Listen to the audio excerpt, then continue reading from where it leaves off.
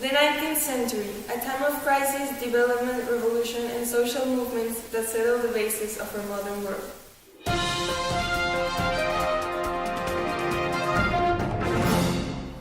There were many important changes in the development of democracy and capitalism around the world. Democracy is a form of government in which the citizens have the power in the way they can choose their representatives. Capitalism is an economic system based on trade, industry, and means of production that are mostly privately owned and operated from monetary benefit.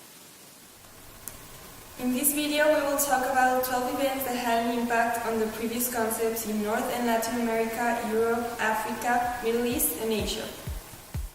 The independence of Colombia in 1810. The people of New Granada, now Colombia, were unhappy with Spanish rule. Camilo Torres Tenorio had written in 1809 reminiscences of offense about repeated Spanish slights against Creoles. Bogotá's patriots had a plan. On the 20th of July, they asked the Spanish merchant Joaquín González Llorente to borrow a flower vase to adorn a celebration in honor of a patriot sympathizer. Llorente refused. Joaquín Camacho went to the viceregal palace and requested an open council. They knew that these too would be refused. Patriots ran through the streets of Bogotá, claiming that both Omar Bourbon and Llorente had been rude. The people of Bogotá took to the streets to protest Spanish arrogance. Guided by patriots like José María Carbonell, the lower classes of Bogotá made their way to the main square, where they demanded an open town meeting to determine the future of New Granada. Omar Bourbon had no choice but to sign the act, which permitted a local ruling council and eventually independence. The Boer Republics, 1830. The term Boer comes from the African word for farmers and was used to describe the people in southern Africa to trace their ancestry to Dutch, German, and French settlers who arrived to the Cape of Good Hope after 1662. These farmers settled in the land surrounding Cape Town and maintained their farms through the forced labor of African slaves. All through the colony had previously been administered by the Dutch. The British officially took the control of Cape in 1806. The British began to force the Boers to change their way of life. In the 1830s, in disagreement with the British rule, the Boers moved from the coastal lands and settled in the region between the Orange and Vaal rivers. The emigration was known as the Great Trek. In the new territories, the Boers formed two independent republics, the Orange Free State and the Transvaal, later called the South African Republic. The Panic of 1837. The Panic of 1837 was the first depression of America's industrial era. It has been the worst economic depression. It was caused by a real estate bubble and erratic American banking policy. Van Buren was elected president in 1836. He inherited Andrew Jackson's financial policies. When Andrew Jackson was president, it was a time of expansion and prosperity.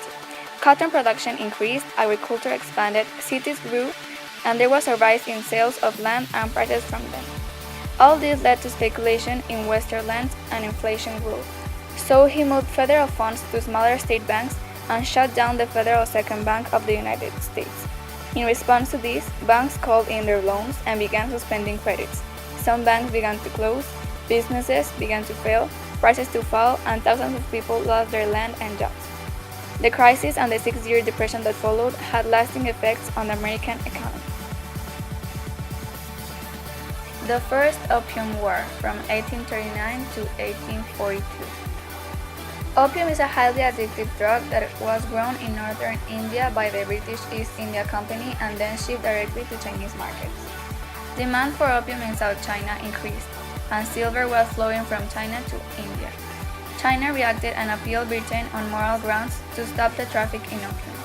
The British refused, and as a result, the Chinese blocked the trade area to force traders to surrender their opium. The British responded with force, starting the war. Britain won the war because of their advantage with their warships.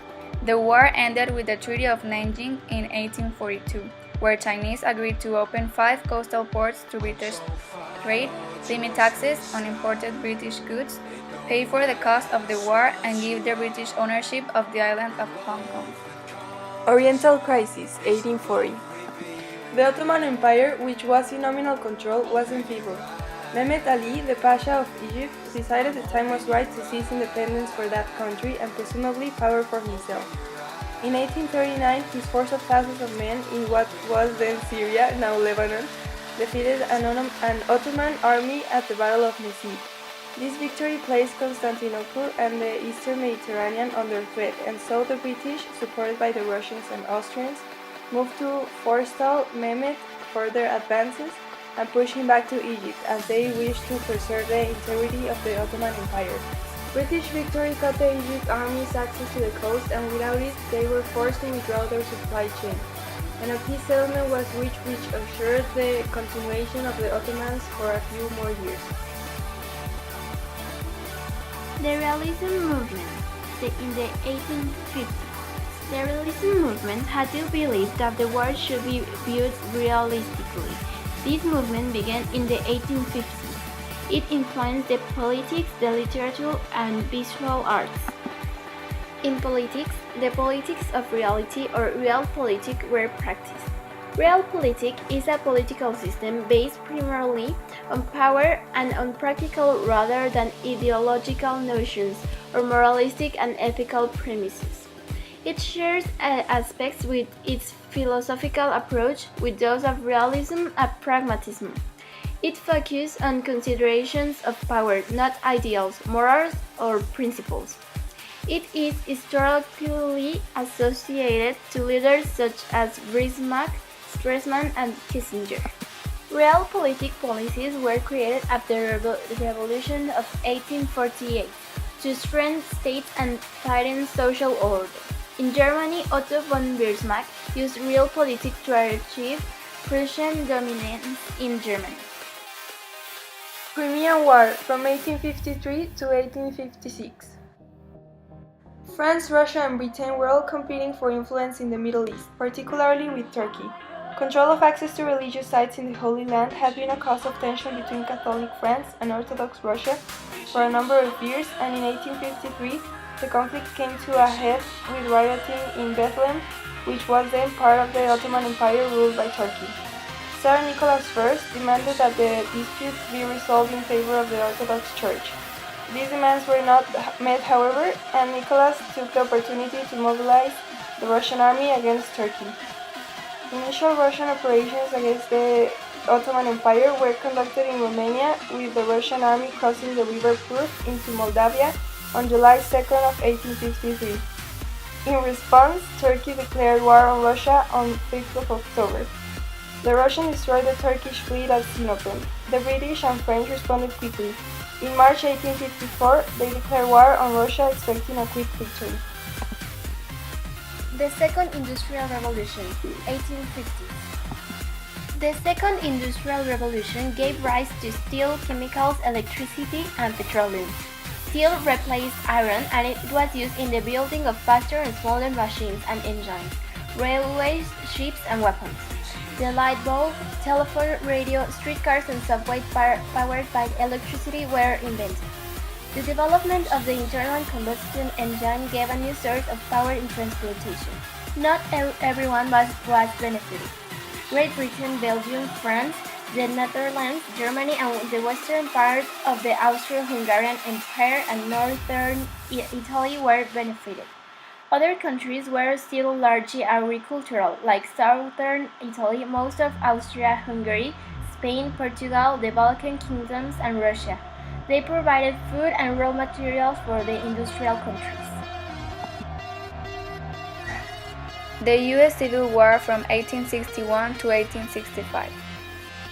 The Civil War was a conflict between the northern states that conformed the Union and the southern states that seceded from it and formed the Confederacy during Abraham Lincoln's presidency.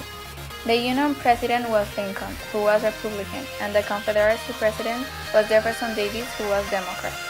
The Civil War started because of uncompromising differences between the free and slave states over the power of the national government to prohibit slavery in the territories that had not yet become states.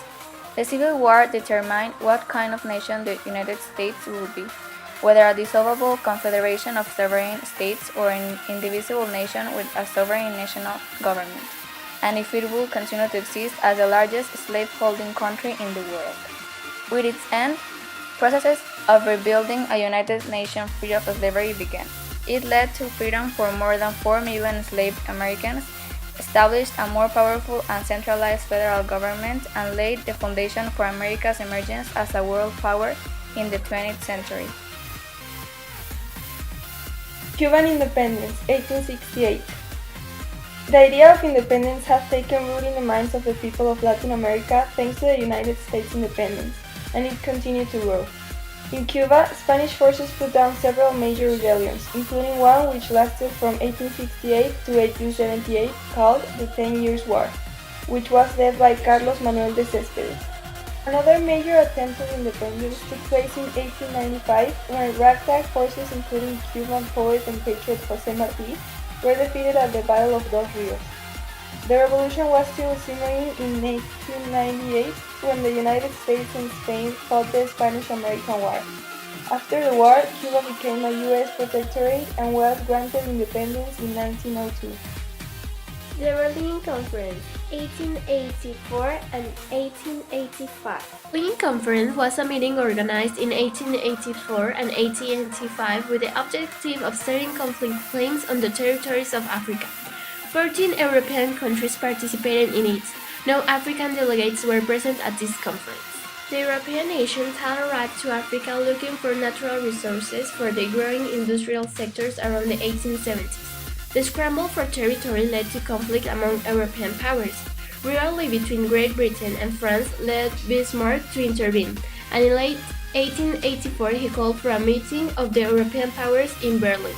In the meetings, Great Britain, France, Germany, Portugal, and King Leopold II negotiated the claims to the African territory, which were formalized and mapped. During the conference, the leaders also agreed to allow free trade among the colonies and established a framework for negotiating future European claims in Africa.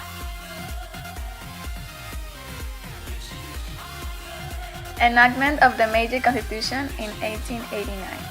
After the Meiji Restoration in 1868, Japan's leaders wanted to create a constitution that would define Japan as capable modern nation deserving of Western respect while preserving their own power. On February 11, 1889, the Constitution of the Empire of Japan, which was the first constitution and was known as the Meiji Constitution, was presented to the Japanese people by Emperor Meiji.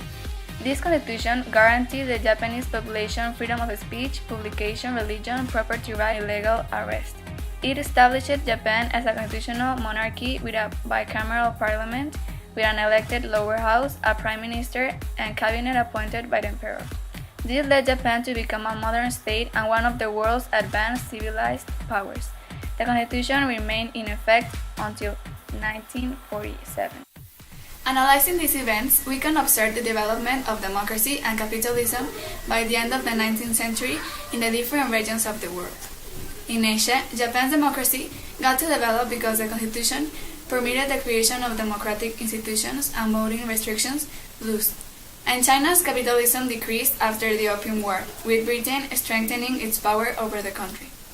In the United States, with the financial crisis, the economy decreased and capitalism stopped developing. And then the Civil War, a war between the capitalists against non-capitalists, had also an impact on the economy. Because slavery was indispensable for its development, and thanks to it, the US grew into an economic power. The Civil War also helped in the evolution of democracy with the destruction of slavery. The events in Latin America were a great step towards democracy because this country fought for their rights and freedom until they got their liberty and introduced a more democratic government. These independences marked a new era both economically and politically. In Colombia, thanks to their constitution, the people got more rights, a place and voice in their government. In Cuba, the influence of the United States in their economy and in the armies helped to achieve their independence. Yeah. In the Middle East, we can see that in the Oriental Crisis, it was a step back in democracy because they didn't let Egypt get independence from the Ottoman Empire, and they kept it under their control for a few more years. In the Crimean War, they made a lot of progress because they established a treaty that brought peace and democracy. In Africa, the 19th century was a time of change and development. The Berlin Conference, when the African territories were divided, improved the economy. European nations had their own colonies and could export raw materials for their growing industrial sectors and exploit the natural resources. Democracy didn't exist during this century in Africa because it was completely colonized. Only a few territories were independent. Africans didn't have voice or power in politics. The Boer republics were an example of this in conformity with the colonial rule. In Europe, the Second Industrial Revolution improved the capitalism with all the new inventions and the rise of steel and electricity.